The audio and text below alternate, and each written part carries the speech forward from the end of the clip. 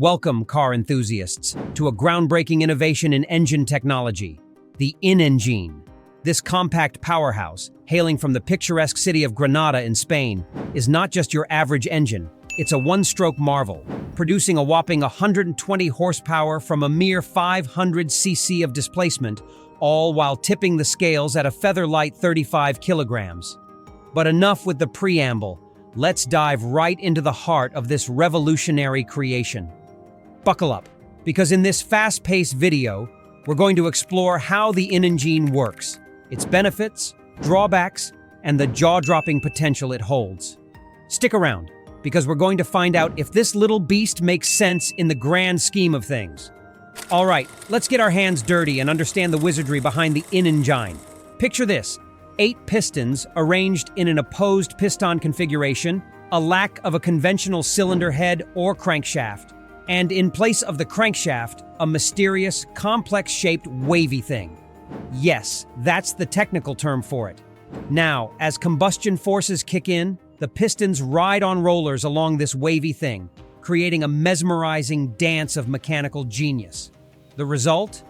2 wavy things connected by a common shaft, channeling the power of all 8 pistons into a single torque output at both ends of the engine.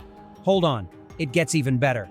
With no cylinder head, cams, or valves, this engine eliminates the need for easily accessible service points, making it a dream for drivetrain connection at both ends. Imagine a sleek, well-balanced, and lightweight 4-wheel drive vehicle.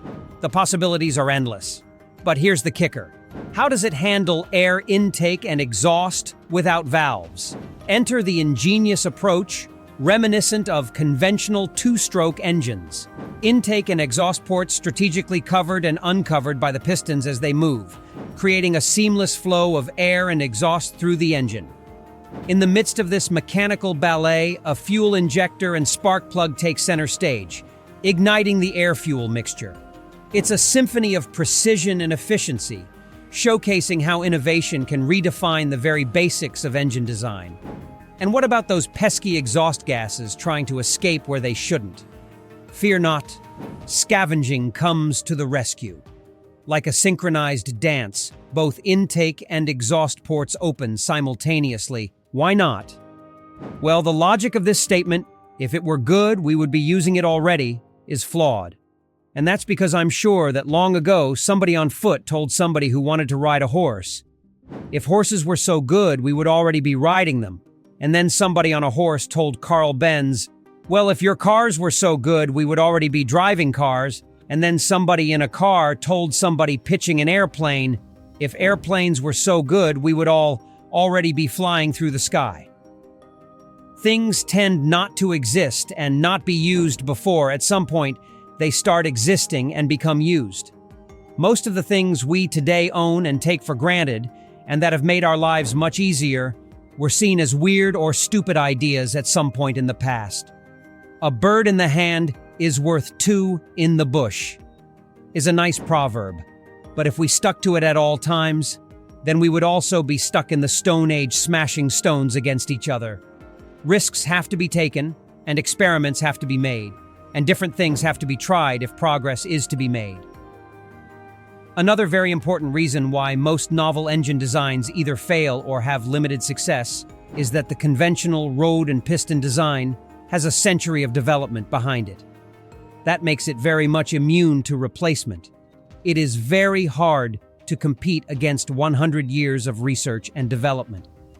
I'm sure that if we spent the past century developing the Scotch yoke or the in-engine or whatever, and then if somebody came today and pitched the rod and piston conventional design as something novel, many people would probably comment, that's so stupid, that's never going to work. All that being said, the conventional engine design has one big advantage over the in-engine: torque. And that advantage is torque. That's because the crankshaft may be heavy and take up a lot of space as it's rotating.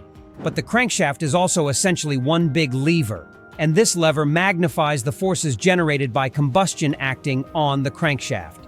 So we have a very healthy torque output from conventional engines even at low RPM. But if you observe the in-engine, you will see that there is no significant leverage anywhere. Instead, we have this merry-go-round arrangement where pistons act on little slopes. We do have 8 pistons, so we have a lot of tiny little torque bursts.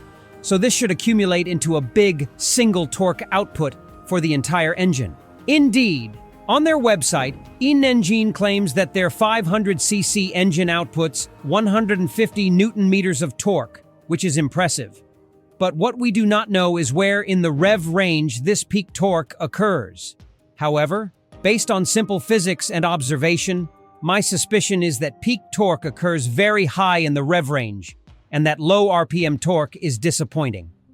To understand why, all we have to do is observe a single-cylinder 600cc motorcycle engine in comparison to a 4-cylinder 600cc motorcycle engine. In the single cylinder, we have one big lever and one big piston, so each power stroke creates a pretty significant burst of torque, which is why we have good torque even at low RPM. In the 4-cylinder, we have tiny little levers and tiny little pistons, which means that we get a lot of tiny little torque bursts, and we have to accumulate or stack up a lot of these tiny bursts to generate some meaningful torque.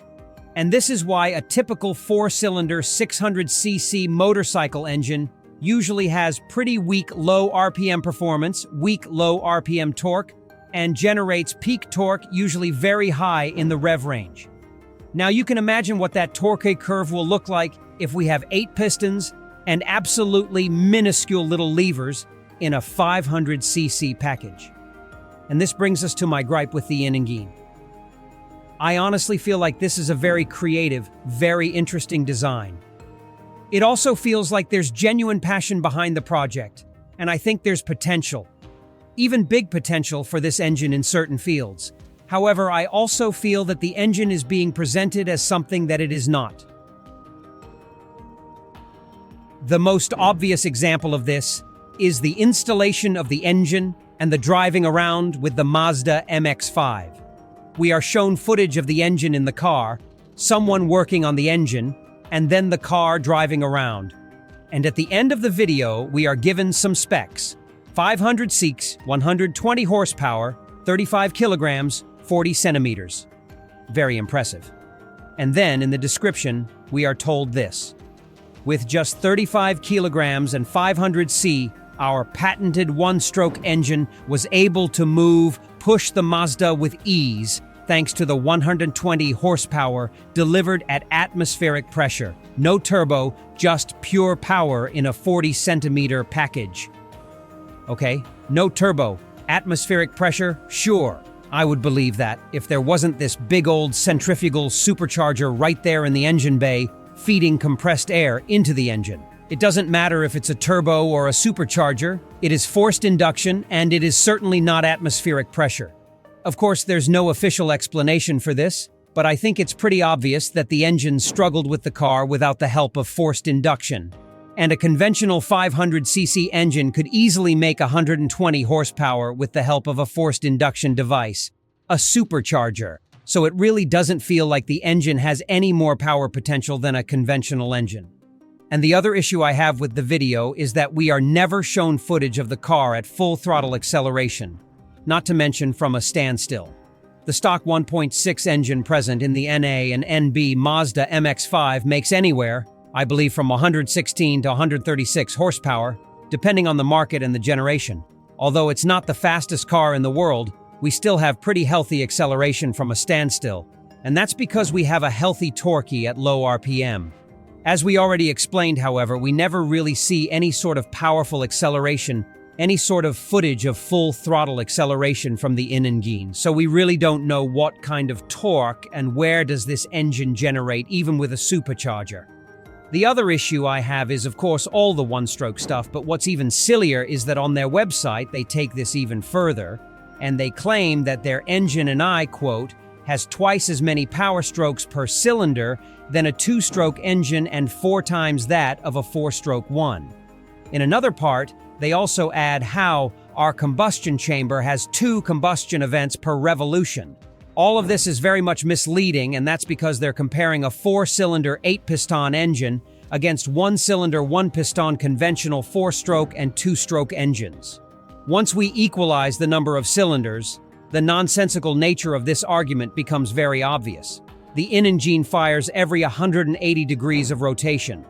That's absolutely the same firing interval as a conventional four-cylinder, four-stroke engine. Yes, in the in-engine, we have combustion in two combustion chambers occurring simultaneously. We definitely do not have two combustion events in one combustion chamber. I have no idea how they came up with that. Seems like they're counting the whole engine as one single combustion chamber, which really doesn't make sense. But what's important is that we still have one power stroke, one burst of torque every 180 degrees of engine rotation, the same as a conventional four-stroke four-cylinder. And also, what we must not forget is that here we have 8 pistons in the in-engine, and that is the piston ring friction equivalent of a conventional V8. So it's very possible that the efficiency gains from the opposed piston design are negated by the very high amount of piston ring friction. Another slightly silly claim in-engine makes is with their other engine, which they call the Rex B. And this is basically just half of their opposed piston design.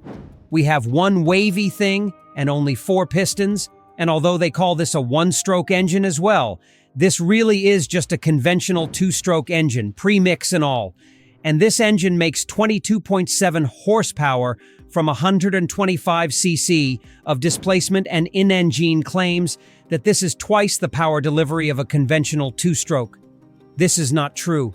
There are many conventional 2-stroke engines with 125 cc of displacement that may make more power than this. I personally owned and rode one. It was a 125cc engine in my Yamaha TZR 125. It was a 2-stroke engine, and it made 28 horsepower, more than the in-engine. However, that engine certainly did not weigh 5 kilos like the in-engine, and personally, this is what I would focus on promoting: the very low weight and the compact nature of the in-engine rather than all the one-stroke stuff. But what's nice is that in-engine is very objective and realistic in the application section of their website. Here the one-stroke argument is gone, and we see that the engine is meant to be a range extender. It's also great for light aircraft and drones because it's very small and very lightweight. It's also great in maritime power generation applications to make electricity for boats and to power hydraulic equipment on yachts and stuff like that. Again, it's very small and very compact. And also, because the engine can be installed right side up or upside down, doesn't matter, it is going to work equally well, so it's going to keep running even if the boat capsized. And you can do any sort of flying maneuvers for any length of time with your aircraft with this engine installed. And there's also plans for a bunch of hydrogen stuff, so when we see all of this, it becomes very obvious that the engine isn't meant to replace the conventional design. It's simply meant to be a contender in certain applications. And this then makes the one-stroke stuff and the installation in the Mazda MX-5 look like a little more than attention grabbers and publicity stunts. And personally, I feel like really there's no need to misrepresent this engine as having more strokes or being more powerful and capable than a conventional design, because it probably isn't. And doing this takes away from the credibility of the engine and takes away from the true benefits, which are simplicity, very low weight, and a very compact design. Compact design. Compact.